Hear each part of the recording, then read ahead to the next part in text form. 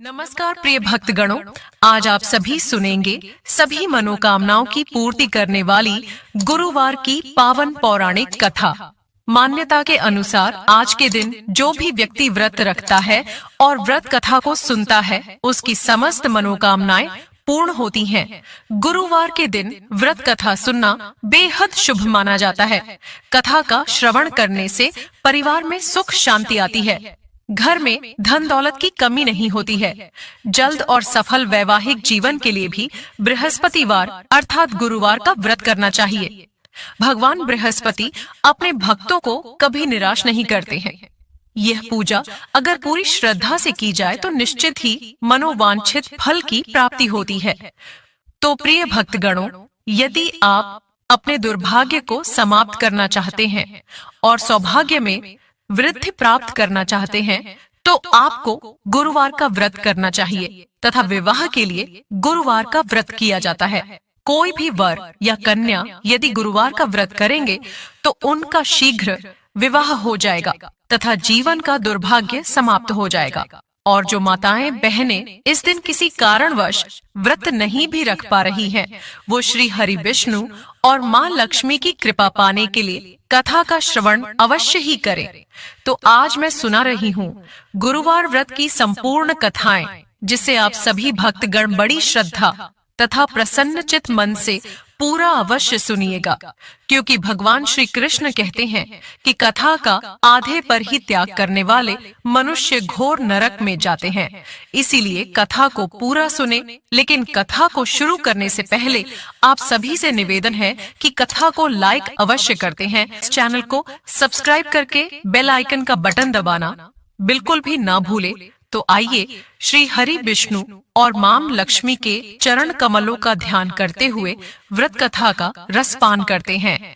एक अति प्रतापी तथा दानी राजा था। वह प्रत्येक गुरुवार को व्रत रखता एवं पूजा करता था। यह उसकी रानी को अच्छा न लगता। न वह व्रत करती और न ही किसी को एक पैसा दान में देती थी। राजा को भी ऐसा करने से मना किया करती। एक समय की बात है कि राजा शिकार खेलने वन को चले गए। घर पर रानी और दासी थी। उस समय गुरु बृहस्पति साधु का रूप धारण कर राजा के दरवाजे पर भिक्षा मांगने आए। साधु ने रानी से भिक्षा मांगी तो वह कहने लगी, हे साधु महाराज, मैं इस दान और पुण्य से तंग आ गई हूँ। महाराज, आप कोई ऐसा उपाय बताएं जिससे यह सारा धन नष्ट हो जाए और मैं आराम से रह सकूं। साधु रूपी बृहस्पति देव ने कहा, हे देवी, तुम बड़ी विचित्र हो। संतान और धन से भी कोई दुखी होता है। अगर तुम्हारे पास धन अधिक है तो इसे शुभ कार्यों में लगाओ, जिससे तुम्हारे दोनों लोग सुधरे। परंतु साधु की इन बातों से रानी खुश नहीं हुई। उसने कहा, मुझे ऐसे धन की आवश्यकता नहीं जिसे मैं दान दूं तथा जिसको संभालने में ही मेरा सारा समय नष्ट हो जाए। साधु ने कहा, यदि तुम्हारी ऐसी इच्छा है तो जैसा मैं तुम्हें बताता हूँ तुम वैसा ही करना। बृहस्पतिवार के दिन तुम घर को गोबर से लीपना, अपने केशों को पीली मिट्टी से धोना, केशों को धोते समय स्नान करना, राजा से हजामत बनाने को कहना, भोजन में मांस मदिरा खाना, कपड़ा धोबी के यहाँ धुलने डालना। इस प्रकार 7 बृहस्पतिवार करने से तुम्हारा समस्त धन नष्ट हो जाएगा। इतना कहकर साधु बने बृहस्पति देव अंतर्धान हो गए। साधु के कहे अनुसार करते हुए रानी को केवल 3 बृहस्पतिवार ही बीते थे कि उसकी समस्त धन संपत्ति नष्ट हो गई। भोजन के लिए परिवार तरसने लगा। एक दिन राजा रानी से बोला, हे रानी, तुम यहीं रहो, मैं दूसरे देश को जाता हूँ, क्योंकि यहाँ पर मुझे सभी जानते हैं, इसीलिए मैं कोई छोटा कार्य नहीं कर सकता। ऐसा कहकर राजा परदेश चला गया। वहां वह जंगल से लकड़ी काटकर लाता और शहर में बेचता। इस तरह वह अपना जीवन व्यतीत करने लगा। इधर राजा के बिना रानी और दासी दुखी रहने लगी। एक समय जब रानी और दासियों को 7 दिन बिना भोजन के रहना पड़ा तो रानी ने अपनी दासी से कहा, हे दासी, पास ही के नगर में मेरी बहन रहती है। वह बड़ी धनवान है। तू उसके पास जा और कुछ ले आ, ताकि थोड़ा बहुत गुजर बसर हो जाए। दासी रानी की बहन के पास गई। उस दिन बृहस्पतिवार था। बहन उस समय बृहस्पतिवार की कथा सुन रही थी। दासी ने रानी की बहन को अपनी रानी का संदेश दिया, लेकिन रानी की बहन ने कोई उत्तर नहीं दिया। जब दासी को रानी की बहन से कोई उत्तर नहीं मिला तो वह बहुत दुखी हुई। उसे क्रोध भी आया। दासी ने वापस आकर रानी को सारी बात बता दी। सुनकर रानी ने अपने भाग्य को कोसा। उधर रानी की बहन ने सोचा कि मेरी बहन की दासी आई थी, परंतु मैं उससे नहीं बोली, इससे वह बहुत दुखी हुई होगी। कथा सुनकर और पूजन समाप्त कर वह अपनी बहन के घर गई और कहने लगी, हे बहन, मैं बृहस्पतिवार का व्रत कर रही थी। तुम्हारी दासी गई, परंतु जब तक कथा होती है तब तक ना उठते हैं और ना बोलते हैं, इसीलिए मैं नहीं बोली। कहो, दासी क्यों गई थी? रानी बोली, बहन, हमारे घर अनाज नहीं था। ऐसा कहते कहते रानी की आंखें भर आई। उसने दासियों समेत भूखा रहने की बात भी अपनी बहन को बता दी। रानी की बहन बोली, बहन देखो, बृहस्पति देव भगवान सबकी मनोकामना पूर्ण करते हैं। देखो, शायद तुम्हारे घर में अनाज रखा हो। यह सुनकर दासी घर के अंदर गई तो वहां उसे एक घड़ा अनाज का भरा मिल गया। उसे बड़ी हैरानी हुई, क्योंकि उसे एक एक बर्तन देख लिया था। उसने बाहर आकर रानी को बताया। दासी रानी से कहने लगी, हे रानी, जब हमको भोजन नहीं मिलता तो हम व्रत ही तो करते हैं, इसीलिए क्यों ना इनसे व्रत और कथा की विधि पूछ ली जाए, हम भी व्रत किया करेंगे। दासी के कहने पर रानी ने अपनी बहन से बृहस्पतिवार व्रत के बारे में पूछा। उसकी बहन ने बताया, बृहस्पतिवार के व्रत में चने की दाल और मुनक्का से विष्णु भगवान का, केले की जड़ में पूजन करें तथा दीपक जलाएं, पीला भोजन करें तथा कथा सुने। इससे गुरु भगवान प्रसन्न होते हैं, मनोकामना पूर्ण करते हैं। व्रत और पूजन की विधि बताकर रानी की बहन अपने घर लौट आई। रानी और दासी दोनों ने निश्चय किया कि बृहस्पति देव भगवान का पूजन जरूर करेंगे। 7 रोज बाद जब बृहस्पतिवार आया तो उन्होंने व्रत रखा। घुड़साल में जाकर चना और गुड़ बीन लाई तथा उसकी दाल से केले की जड़ तथा विष्णु भगवान का पूजन किया। अब पीला भोजन कहाँ से आए? दोनों बड़ी दुखी हुई, परंतु उन्होंने व्रत किया था, इसीलिए बृहस्पति देव जब भगवान प्रसन्न थे। एक साधारण व्यक्ति के रूप में वे 2 थालों में सुंदर पीला भोजन लेकर आए और दासी को देकर बोले, हे दासी, यह भोजन तुम्हारे लिए और तुम्हारी रानी के लिए है, इसे तुम दोनों ग्रहण करना। दासी भोजन पाकर बहुत प्रसन्न हुई। उसने रानी को सारी बात बताई। उसके बाद से वे प्रत्येक बृहस्पतिवार को गुरु भगवान का व्रत और पूजन करने लगी। बृहस्पति भगवान की कृपा से उनके पास धन हो गया, परंतु रानी फिर पहले की तरह आलस्य करने लगी। तब दासी बोली, देखो रानी, तुम पहले भी इस प्रकार आलस्य करती थी, तुम्हें धन के रखने में कष्ट होता था, इस कारण सभी धन नष्ट हो गया। अब गुरु भगवान की कृपा से धन मिला है तो फिर तुम्हें आलस्य होता है। बड़ी मुसीबतों के बाद हमने यह धन पाया है, इसीलिए हमें दान पुण्य करना चाहिए। अब तुम भूखे मनुष्यों को भोजन कराओ, प्याऊ लगवाओ, ब्राह्मणों को दान दो, कुआं, तालाब, बावड़ी आदि का निर्माण कराओ, मंदिर पाठशाला बनवाकर ज्ञान दान दो, कुंवारी कन्याओं का विवाह करवाओ, अर्थात धन को शुभ कार्यों में खर्च करो, जिससे तुम्हारे कुल का यश बढ़े तथा स्वर्ग प्राप्त हो और पितृ प्रसन्न हो। दासी की बात मानकर रानी शुभ कर्म करने लगी। उसका यश फैलने लगा। एक दिन रानी और दासी आपस में विचार करने लगी कि न जाने राजा किस दशा में होंगे। उनकी कोई खोज खबर भी नहीं है।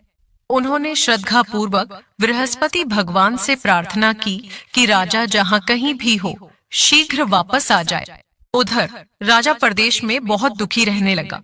वह प्रतिदिन जंगल से लकड़ी बीनकर लाता और उसे शहर में बेचकर अपने दुखी जीवन को बड़ी कठिनता से व्यतीत करता। एक दिन दुखी हो अपनी पुरानी बातों को याद करके वह रोने लगा और उदास हो गया। उसी समय राजा के पास बृहस्पति देव साधु के वेश में आकर बोले, हे लकड़हारे, तुम इस सुनसान जंगल में किस चिंता में बैठे हो, मुझे बतलाओ। यह सुन राजा के नेत्रों में जल भर आया। साधु की वंदना कर राजा ने अपनी संपूर्ण कहानी सुना दी। महात्मा दयालु होते हैं, वे राजा से बोले, हे राजा, तुम्हारी पत्नी ने बृहस्पति देव के प्रति अपराध किया था, जिसके कारण तुम्हारी यह दशा हुई। अब तुम चिंता मत करो, भगवान तुम्हें पहले से अधिक धन देंगे। देखो, तुम्हारी पत्नी ने बृहस्पतिवार का व्रत प्रारंभ कर दिया है। अब तुम भी बृहस्पतिवार का व्रत करके चने की दाल, गुड़, जल के लोटे में डालकर केले का पूजन करो। फिर कथा कहो या सुनो, भगवान तुम्हारी सब कामनाओं को पूर्ण करेंगे। साधु की बात सुनकर राजा बोला, हे प्रभु, लकड़ी बेचकर तो इतना पैसा भी नहीं बचता सरकार, जिससे भोजन के उपरांत कुछ बचा सकूं। मैंने रात्रि में अपनी रानी को व्याकुल देखा है। मेरे पास कोई साधन नहीं जिससे उसका समाचार जान सकूं। फिर मैं कौन सी कहानी कहूं, यह भी मुझको मालूम नहीं है। साधु ने कहा, हे राजा, मन में बृहस्पति भगवान के पूजन व्रत का निश्चय करो। वे स्वयं तुम्हारे लिए कोई राह बना देंगे। बृहस्पतिवार के दिन तुम रोजाना की तरह लकड़ियां लेकर शहर में जाना। तुम्हें रोज से दोगुना धन मिलेगा, जिससे तुम भली भांति भोजन कर लोगे तथा बृहस्पति देव की पूजा का सामान भी आ जाएगा। जो तुमने बृहस्पतिवार की कहानी के बारे में पूछा है, वह इस प्रकार है। प्राचीन काल में एक बहुत ही निर्धन ब्राह्मण था। उसके कोई संतान न थी। वह नित्य पूजा पाठ करता। उसकी स्त्री न स्नान करती और न किसी देवता का पूजन करती। इस कारण ब्राह्मण देवता बहुत दुखी रहते थे। भगवान की कृपा से ब्राह्मण के यहाँ एक कन्या उत्पन्न हुई। कन्या बड़ी होने लगी। प्रातः स्नान करके वह भगवान विष्णु का जप करती। बृहस्पतिवार का व्रत भी करने लगी। पूजा पाठ समाप्त कर पाठशाला जाती तो अपनी मुट्ठी में जौ भर के ले जाती और पाठशाला के मार्ग में डालती जाती। लौटते समय वही जौ स्वर्ण के हो जाते तो उनको बीन कर घर ले आती। एक दिन वह बालिका सूप में उन सोने के जौ को फटक कर साफ कर रही थी कि तभी उसकी माँ ने देख लिया और कहा कि हे बेटी, सोने के जौ को फटकने के लिए सोने का सूप भी तो होना चाहिए। दूसरे दिन गुरुवार था। कन्या ने व्रत रखा और बृहस्पति देव से सोने का सूप देने की प्रार्थना की। बृहस्पति देव ने उसकी प्रार्थना स्वीकार कर ली। रोजाना की तरह वह कन्या जौ फैलाती हुई पाठशाला चली गई। पाठशाला से लौटकर जब वह जौ बीन रही थी तो बृहस्पति देव की कृपा से उसे सोने का सूप मिला। उसे वह घर ले आई और उससे जौ साफ करने लगी, परंतु उसकी माँ का वही ढंग रहा। एक दिन की बात है, कन्या सोने के सूप में जब जौ साफ कर रही थी, उस समय उस नगर का राजकुमार वहां से निकला। कन्या के रूप और कार्य को देखकर वह उस पर मोहित हो गया। राजमहल आकर वह भोजन तथा जल त्याग कर उदास होकर लेट गया। राजा को जब राजकुमार द्वारा अन्न जल त्यागने का समाचार ज्ञात हुआ तो अपने मंत्रियों के साथ वह अपने पुत्र के पास गया और कारण पूछा। राजकुमार ने राजा को उस लड़की के घर का पता भी बता दिया। मंत्री उस लड़की के घर गया। मंत्री ने ब्राह्मण के समक्ष राजा की ओर से निवेदन किया। कुछ ही दिन बाद ब्राह्मण की कन्या का विवाह राजकुमार के साथ संपन्न हो गया। कन्या के घर से जाते ही ब्राह्मण के घर में पहले की भांति गरीबी का निवास हो गया। एक दिन दुखी होकर ब्राह्मण अपनी पुत्री से मिलने गए। बेटी ने पिता की अवस्था को देखा और अपनी माँ का हाल पूछा। ब्राह्मण ने सभी हाल कह सुनाया। कन्या ने बहुत सा धन देकर अपने पिता को विदा कर दिया, लेकिन कुछ दिन बाद फिर वही हाल हो गया। ब्राह्मण फिर अपनी कन्या के यहाँ गया और सभी हाल कहा तो पुत्री बोली, हे पिताजी, आप माताजी को यहाँ लिवा लाओ। मैं उन्हें वह विधि बता दूंगी जिससे गरीबी दूर हो जाए। ब्राह्मण देवता अपनी स्त्री को साथ लेकर अपनी पुत्री के पास राजमहल पहुँचे तो पुत्री अपनी माँ को समझाने लगी, हे माँ, तुम प्रातः काल स्नानादि करके विष्णु भगवान का पूजन करो तो सब दरिद्रता दूर हो जाएगी। परंतु उसकी माँ ने उसकी एक भी बात नहीं मानी। वह प्रातः काल उठकर अपनी पुत्री की बची जूठन को खा लेती थी। एक दिन उसकी पुत्री को बहुत गुस्सा आया। उसने अपनी माँ को एक कोठरी में बंद कर दिया। प्रातः उसे स्नानादि करा के पूजा पाठ करवाया तो उसकी माँ की बुद्धि ठीक हो गई। इसके बाद वह नियम से पूजा पाठ करने लगी और प्रत्येक बृहस्पतिवार को व्रत करने लगी। इस व्रत के प्रभाव से मृत्यु के बाद वह स्वर्ग को गई। वह ब्राह्मण भी सुख पूर्वक इस लोक का सुख भोग कर स्वर्ग को प्राप्त हुआ। इस तरह कहानी कहकर साधु बने देवता वहां से लोप हो गए। धीरे धीरे समय व्यतीत होने पर फिर बृहस्पतिवार का दिन आया।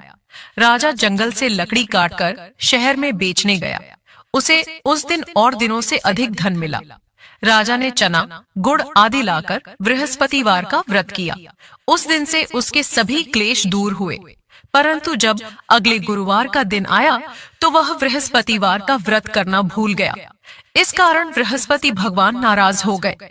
उस दिन उस नगर के राजा ने विशाल यज्ञ का आयोजन किया था तथा अपने समस्त राज्य में घोषणा करवा दी कि सभी मेरे यहाँ भोजन करने आवे, किसी के घर चूल्हा न जले। इस आज्ञा को जो न मानेगा उसको फांसी दे दी जाएगी। राजा की आज्ञा अनुसार राज्य के सभी वासी राजा के भोज में सम्मिलित हुए, लेकिन लकड़हारा कुछ देर से पहुंचा। इसीलिए राजा उसको अपने साथ महल में ले गए। जब राजा लकड़हारे को भोजन करा रहे थे तो रानी की दृष्टि उस खूंटी पर पड़ी जिस पर उसका हार लटका हुआ था। उसे हार खूंटी पर लटका दिखाई नहीं दिया। रानी को निश्चय हो गया कि मेरा हार इस लकड़हारे ने चुरा लिया है। उसी समय सैनिक बुलवाकर उसको जेल में डलवा दिया। लकड़हारा जेल में विचार करने लगा कि न जाने कौन से पूर्व जन्म के कर्म से मुझे यह दुख प्राप्त हुआ है, और जंगल में मिले साधु को याद करने लगा। तत्काल बृहस्पति देव साधु के रूप में प्रकट हो गए और कहने लगे, अरे मूर्ख, तूने बृहस्पति देवता की कथा नहीं की, उसी कारण तुझे यह दुख प्राप्त हुआ है। अब चिंता मत कर, बृहस्पतिवार के दिन जेल खाने के दरवाजे पर तुझे 4 पैसे पड़े मिलेंगे। उनसे तू बृहस्पतिवार की पूजा करना तो तेरे सभी कष्ट दूर हो जाएंगे। अगले बृहस्पतिवार उसे जेल के द्वार पर 4 पैसे मिले। राजा ने पूजा का सामान मंगवाकर कथा कही और प्रसाद बांटा। उसी रात्रि में बृहस्पति देव ने उस नगर के राजा को स्वप्न में कहा, हे राजा, तूने जिसे जेल में बंद किया है उसे कल छोड़ देना, वह निर्दोष है। राजा प्रातःकाल उठा और खूंटी पर हार टंगा देखकर लकड़हारे को बुलाकर क्षमा मांगी तथा राजा के योग्य सुंदर वस्त्र आभूषण भेंट कर उसे विदा किया। गुरुदेव की आज्ञानुसार राजा अपने नगर को चल दिया। राजा जब नगर के निकट पहुंचा तो उसे बड़ा ही आश्चर्य हुआ। नगर में पहले से अधिक बाग, तालाब और कुएं तथा बहुत सी धर्मशालाएं, मंदिर आदि बने हुए थे। राजा ने पूछा कि यह किसका बाग और धर्मशाला है। तब नगर के सब लोग कहने लगे कि यह सब रानी और दासी द्वारा नवाए गए हैं। राजा को आश्चर्य हुआ और गुस्सा भी आया कि उसकी अनुपस्थिति में रानी के पास धन कहां से आया होगा। जब रानी ने यह खबर सुनी कि राजा आ रहे हैं तो उसने अपनी दासी से कहा, हे दासी, देख, राजा हमको कितनी बुरी हालत में छोड़ गए थे। वह हमारी ऐसी हालत देखकर लौट न जाए, इसलिए तू दरवाजे पर खड़ी हो जा। रानी की आज्ञा अनुसार दासी दरवाजे पर खड़ी हो गई और जब राजा आए तो उन्हें अपने साथ महल में लिवा लाई। तब राजा ने क्रोध करके अपनी तलवार निकाली और पूछने लगा, बताओ, ये धन तुम्हें कैसे प्राप्त हुआ है? तब रानी ने सारी कथा कह सुनाई। राजा ने निश्चय किया कि मैं रोजाना दिन में 3 बार कहानी कहा करूंगा और रोज व्रत किया करूंगा। अब हर समय राजा के दुपट्टे में चने की दाल बंधी रहती तथा दिन में 3 बार कथा कहता। एक रोज राजा ने विचार किया कि चलो अपनी बहन के यहाँ हो आऊं। इस तरह का निश्चय कर राजा घोड़े पर सवार हो अपनी बहन के यहाँ चल दिया। मार्ग में उसने देखा कि कुछ आदमी एक मुर्दे को लिए जा रहे हैं। उन्हें रोककर राजा कहने लगा, अरे भाइयों, मेरी बृहस्पतिवार की कथा सुन लो। वे बोले, लो, हमारा तो आदमी मर गया है, इसको अपनी कथा की पड़ी है। परंतु कुछ आदमी बोले, अच्छा कहो, हम तुम्हारी कथा भी सुनेंगे। राजा ने दाल निकाली और कथा कहनी शुरू कर दी। जब कथा आधी हुई तो मुर्दा हिलने लगा और जब कथा समाप्त हुई तो राम राम करके वह मुर्दा खड़ा हो गया। राजा आगे बढ़ा। उसे चलते चलते शाम हो गई। आगे मार्ग में उसे एक किसान खेत में हल चलाता मिला। राजा ने उससे कथा सुनने का आग्रह किया, लेकिन वह नहीं माना। राजा आगे चल पड़ा। राजा के हटते ही बैल पछाड़ खाकर गिर गए तथा किसान के पेट में बहुत जोर से दर्द होने लगा। उसी समय किसान की माँ रोटी लेकर आई। उसने जब देखा तो अपने पुत्र से सब हाल पूछा। बेटे ने सभी हाल बता दिया। बुढ़िया माई दौड़ी दौड़ी उस घुड़सवार के पास पहुंची और उससे बोली, मैं तेरी कथा सुनूंगी, तू अपनी कथा मेरे खेत पर ही चलकर कहना। राजा ने लौटकर बुढ़िया के खेत पर जाकर कथा कही, जिसके सुनते ही बैल खद्दीरे हो गए तथा किसान के पेट का दर्द भी बंद हो गया। राजा अपनी बहन के घर पहुंच गया। बहन ने भाई की खूब मेहमानी की। दूसरे रोज प्रातःकाल राजा जागा तो वह देखने लगा कि सब लोग भोजन कर रहे हैं। राजा ने अपनी बहन से जब पूछा, ऐसा कोई मनुष्य है जिसने भोजन नहीं किया हो, जो मेरी बृहस्पतिवार की कथा सुन ले? बहन बोली, हे भैया, ये देश ऐसा ही है, यहाँ लोग पहले भोजन करते हैं, बाद में कोई अन्य काम करते हैं। फिर वह एक कुम्हार के घर गई, जिसका लड़का बीमार था। उसे मालूम हुआ कि उसके यहाँ 3 दिन से किसी ने भोजन नहीं किया है। रानी ने अपने भाई की कथा सुनने के लिए कुम्हार से कहा। वह तैयार हो गया। राजा ने जाकर बृहस्पतिवार की कथा कही, जिसको सुनकर उसका लड़का ठीक हो गया। अब तो राजा को प्रशंसा होने लगी। एक दिन राजा ने अपनी बहन से कहा, हे बहन, मैं अब अपने घर जाऊंगा, तुम भी तैयार हो जाओ। राजा की बहन ने अपनी सास से अपने भाई के साथ जाने की आज्ञा मांगी। सास बोली, हाँ चली जा, मगर अपने लड़चकों को मत ले जाना, क्योंकि तेरे भाई के कोई संतान नहीं होती है। बहन ने अपने भाई से कहा, हे भैया, मैं तो चलूंगी, मगर कोई बालक नहीं जाएगा। अपनी बहन को भी छोड़कर दुखी मन से राजा अपने नगर को लौट आया। राजा ने अपनी रानी से सारी कथा बताई और बिना भोजन किए वह शैया पर लेट गया। रानी बोली, हे प्रभु, बृहस्पति देव ने हमें सब कुछ दिया है, वे हमें संतान अवश्य देंगे। उसी रात बृहस्पति देव ने राजा को स्वप्न में कहा, हे राजा, उठ, सभी सोच त्याग दे, तेरी रानी गर्भवती है। राजा को यह जानकर बड़ी खुशी हुई। 9वें महीन रानी के गर्भ से एक सुंदर पुत्र पैदा हुआ। तब राजा बोला, हे रानी, स्त्री बिना भोजन के रह सकती है, परंतु बिना कहे नहीं रह सकती। जब मेरी बहन आए तो तुम उससे कुछ मत कहना। रानी ने हाँ कर दी। जब राजा की बहन ने यह शुभ समाचार सुना तो वह बहुत खुश हुई तथा बधाई लेकर अपने भाई के यहाँ आई। रानी ने तब उसे आने का उलाहना दिया। जब भाई अपने साथ ला रहे थे तब टाल गई, उनके साथ न आई और आज अपने आप ही भागी भागी बिना बुलाए आ गई। तो राजा की बहन बोली, भाई, मैं इस प्रकार न कहती तो तुम्हारे घर औलाद कैसे होती? बृहस्पति देव सभी कामनाएं पूर्ण करते हैं। जो सद्भावना पूर्वक बृहस्पतिवार का व्रत करता है एवं कथा पढ़ता है अथवा सुनता है और दूसरों को सुनाता है, बृहस्पति देव उसकी सभी मनोकामनाएं पूर्ण करते हैं, उनकी सदैव रक्षा करते हैं। जो संसार में सद्भावना से गुरुदेव का पूजन एवं व्रत सच्चे हृदय से करते हैं, उनकी सभी मनोकामनाएं वैसे ही पूर्ण होती हैं।